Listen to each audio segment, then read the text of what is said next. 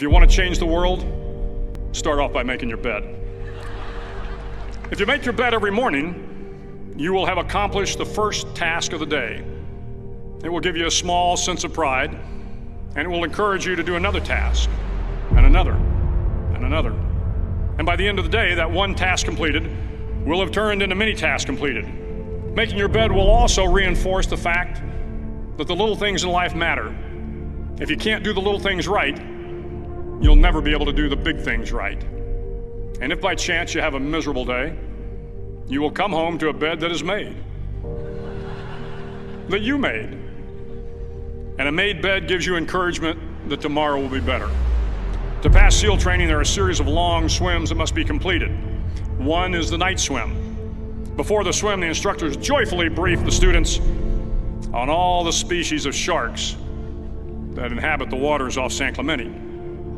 They assure you, however, that no student has ever been eaten by a shark, at least not that they can remember. But you are also taught that if a shark begins to circle your position, stand your ground. Do not swim away. Do not act afraid. And if the shark, hungry for a midnight snack, darts towards you, then summons up all your strength and punch him in the snout, and he will turn and swim away. There are a lot of sharks in the world. If you hope to complete the swim, you will have to deal with them. So if you want to change the world, don't back down from the sharks. Over a few weeks of difficult training, my SEAL class, which started with 150 men, was down to just 42. There were now 6 boat crews of 7 men each. I was in the boat with the tall guys, but the best boat crew we had was made up of the little guys, the Munchkin crew, we called them. No one was over 5'5". The Munchkin boat crew had 1 American Indian, 1 African American, 1 Polish American, 1 Greek American, 1 Italian American, and 2 tough kids from the Midwest. They out-paddled, outran, and outswam all the other boat crews. The big men in the other boat crews would always make good-natured fun of the tiny little flippers the Munchkins put on their tiny little feet prior to every swim. But somehow these little guys from every corner of the nation and the world always had the last laugh, swimming faster than everyone and reaching the shore long before the rest of us. SEAL training was a great equalizer. Nothing mattered but your will to succeed, not your color, not your ethnic background, not your education, not your social status. If you want to change the world, measure a person by the size of their heart, not by the size of their flippers. The 9th week of training is referred to as Hell Week. It is 6 days of no sleep, constant physical and mental harassment, and 1 special day at the Mud Flats.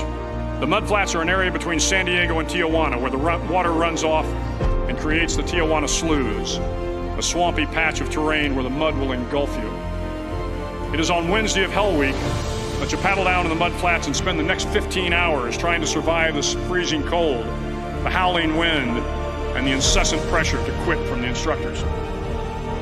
As the sun began to set that Wednesday evening, my training class, having committed some egregious infraction of the rules, was ordered into the mud. The mud consumed each man till there was nothing visible but our heads. The instructors told us we could leave the mud if only 5 men would quit. Only 5 men, just 5 men, and we could get out of the oppressive cold. Looking around the mud flat, it was apparent that some students were about to give up. It was still over 8 hours till the sun came up. 8 more hours of bone-chilling cold. The chattering teeth and the shivering moans of the trainees were so loud, it was hard to hear anything.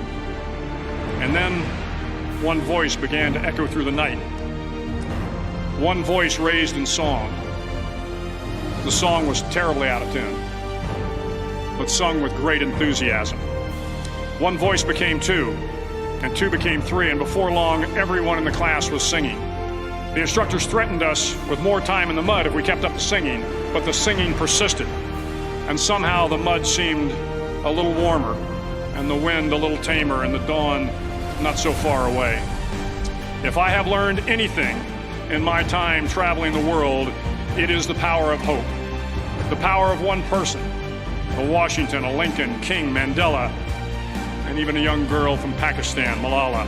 One person can change the world by giving people hope. So if you want to change the world, start each day with a task completed. Find someone to help you through life. Respect everyone. Know that life is not fair and that you will fail often. But if you take some risks, step up when the times are the toughest, face down the bullies, lift up the downtrodden, and never ever give up. If you do these things, the next generation and the generations that follow will live in a world far better than the one we have today. And what started here will indeed have changed the world for the better.